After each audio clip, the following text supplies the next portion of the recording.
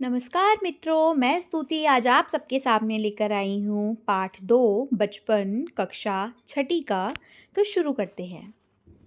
इसमें हम कृष्णा सोबती जो हैं वो अपने बचपन के बारे में और आज की बातों को लिंक करते हुए अपनी एक उन्होंने कहानी प्रस्तुत करी है जिसको आज हम पढ़ेंगे। तो शुरू करते हैं। मैं तुम्हें अपने बचपन की ओर ले जाऊंगी। मैं तुमसे कुछ इतनी बड़ी हूँ कि तुम्हारे दादी भी हो सकती हूँ, तुम्हारी नानी भी, बड़ी बुआ भी और बड़ी मौसी भी। परिवार में मुझे सभी लोग जीजी कह के बुलाते हैं। तो आपको यहाँ पे ये बात यहाँ पे बता रही हैं कि मैं आपसे उम्र में काफ़ी बड़ी हूँ आज, कि मैं आपकी दादी, नानी या बड़ी मौसी भी लग सकती हूँ और मुझे सब जीजी कह के बुलाते हैं। हाँ, मैं इन दिनों कुछ बड़ा-बड़ा यानी उम्र में सयाना महसूस करने लगी हूँ।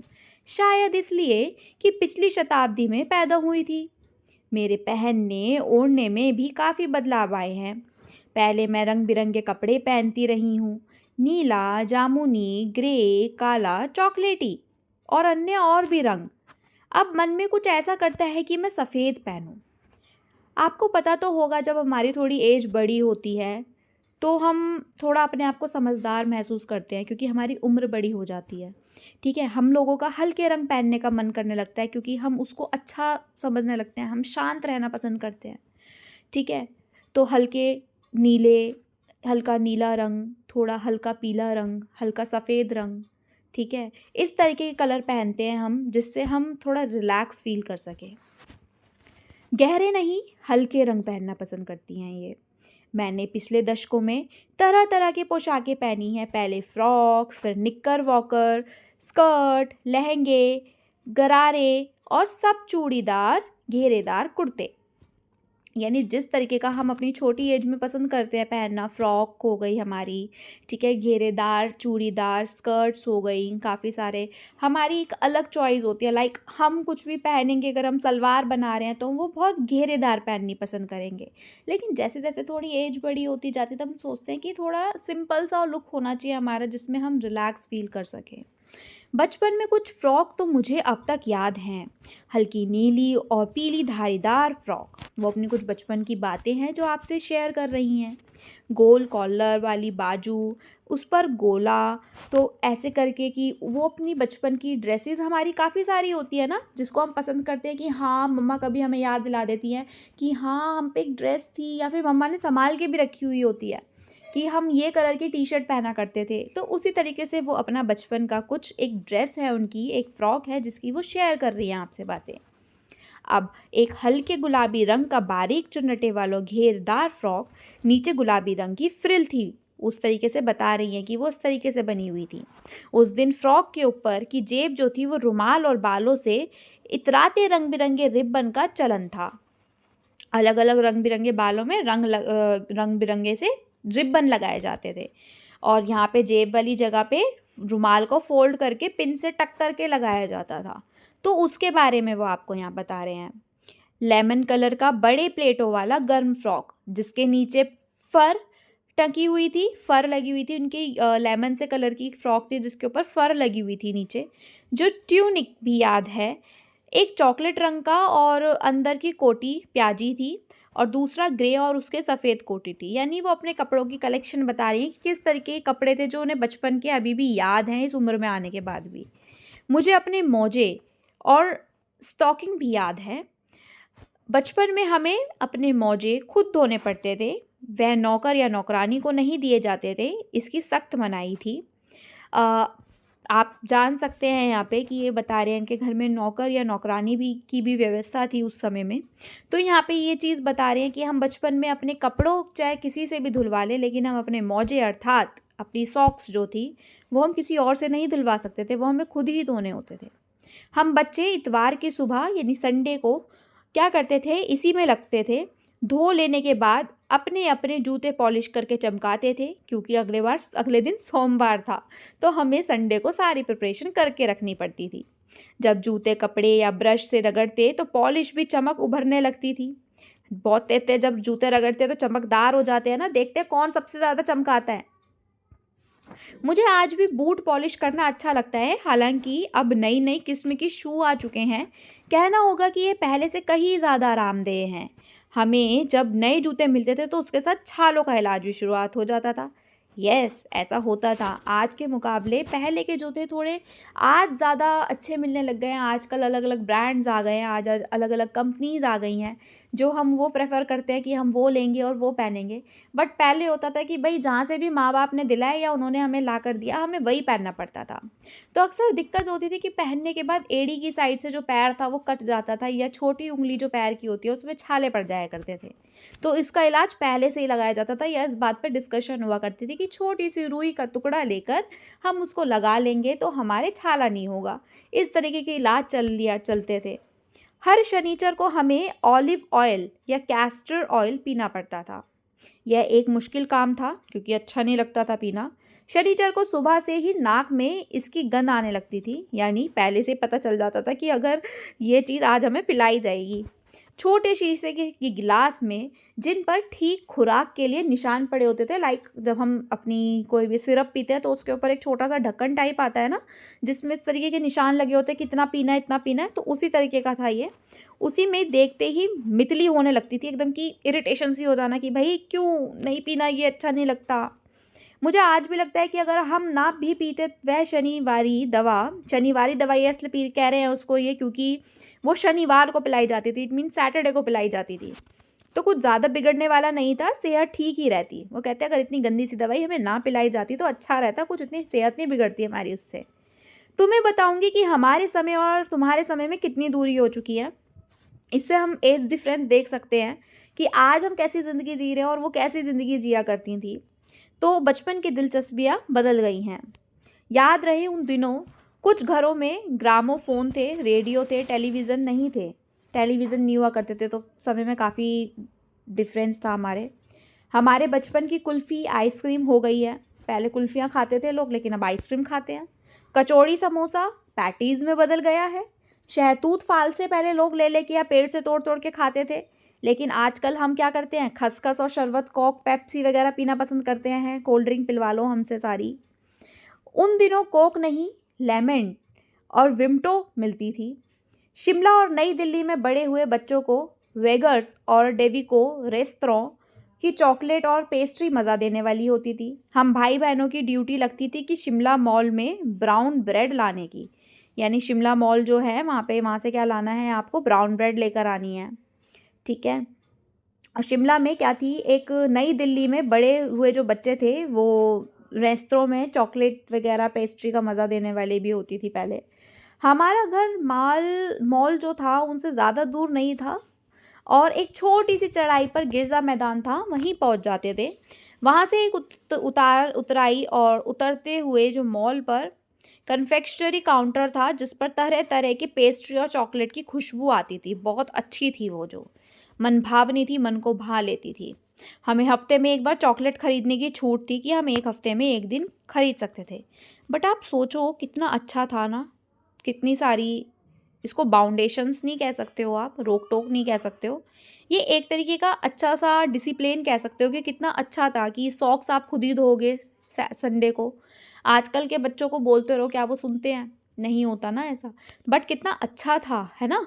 सबसे ज़्यादा मेरे पास ही चॉकलेट टॉफ़ी का स्टॉक रहता था क्योंकि मैं चॉकलेट लेकर खड़े खड़े कभी नहीं खाती थी। बहुत बच्चे होते हैं कि टॉफ़ी ले रहे हैं तभी से उनके मुंह में पानी आ रहा है, उनका मन ही नहीं कर रहा कि वो उसको छोड़े, उनका मन करता है कि वो मैं लूँ और जल्दी से खा जाऊँ। बट जो ये थी वो क्या करती थी, उसको चॉकलेट टॉफ़ीज़ को स्टोर करती थी, घर लौटकर साइड बोर्ड में रख देती थी और रात के खाने के बाद बिस्तर में लेटकर मज़ा ले लेके खाती थी। शिमला के काफल भी बहुत याद आते हैं, खट्टे मीठे, कुछ एकदम लाल, कुछ गुलाबी, रस भरी, कसमल, ये वहाँ के फ्रूट्स हैं जो शिमला में मिलते हैं। सोच कर ही मुँह में पानी भर आए। चेस्टनट एक और गज़ब की चीज़ है जो आग पर भूने जाते हैं और फिर छिलके उतार कर मुँह में खाए जाते हैं, पानी आ जाता है। चने ज़ोर गरम से, अनारदाने का चूर्ण कितना खाया है ना बचपन में हमने भी। चने ज़ोर, गरम की पुड़िया, और जो तब भी मतलब बता रही हैं ये आपको वहाँ के बारे में, वह अब भी नज़र आती हैं पुराने कागज़ों में बनाई हुई। ये इस पुड़िया में निरा हाथ का कमाल है। और नीचे से तिरछी लपेटें थी, मतलब बता रहे किस तरीके से फ़ोल्ड करी हुई होती थी उनकी वो। एक वक्त था जब फिल्म पर गाना चना ज़ोर गरम बाबू है मैं लाया मज़ेदार। चना ज़ोर गरम उन दिनों स्कूल के हर बच्चे को आता था। ये गाने का नाम बताया जा रहा है कि उस समय एक फ़िल्म का गाना था जो बहुत ज़्यादा चला करता था। कुछ बच्चे पुड़िया पर तेज़ मसाला बुरकते थे। काफ़ी तेज़ बच्चों की पसंद अलग-अलग होती है ना, किसी को मसाला ज़्यादा खाना है, किसी को मसाला कम खाना है। पूरा गिरजा मैदान घूमने तक यह पुड़िया चलती थी। एक-एक मैदान था वहाँ पे, वो क्या करते थे, खाते-खाते चलना। बच्चों को जैसे आज के टाइम पे फन फ्लिप्स हो गए, कुरकुरे हो गए, टेढ़ा-मेढ़ा हो गया, अलग-अलग तरीके की चीज़ें हैं, वो उनको हाथ में लेकर पैकेट एंड देन सैर करते-करते खाने की आदत थी। उसी तरीके से था उनका। उनके टाइम पे जो पुड़िया में बताए जा रहे हैं उस चीज़ का जो खाते थे मसाला बुरक-बुरक के उसमें, उस चीज़ के बारे में वो अपनी शेयर कर रही हैं आपसे। एक-एक चना पापड़ी मुँह में डालने का कदम उठाने में एक ख़ास ही लय रफ़्तार थी। छूटपन में हमने शिमला रिज़ पर बहुत मज़े किए थे। घोड़ों की सवारी की थी शिमला के हर बच्चे न कभी यह मौका ज़रूर मिलता ही है। घोड़े की सवारी करना वहाँ पे बहुत नॉर्मल है। हम जाने क्यों घोड़े को कुछ कमतर करके समझते हैं, उन पर हँसते थे। ननिहाल में घोड़े खूब हष्ट-पुष्ट और खूबसूरत। उसकी बात फिर कभी। अब ननिहाल का मतलब होता है नानी हाउस, यानी नानी के जब हम घर जाते हैं तो वहाँ के वो घोड़े बता रही हैं बहुत हष्ट-पुष्ट, अच्छे खासे अच्छी हेल्थ के थे।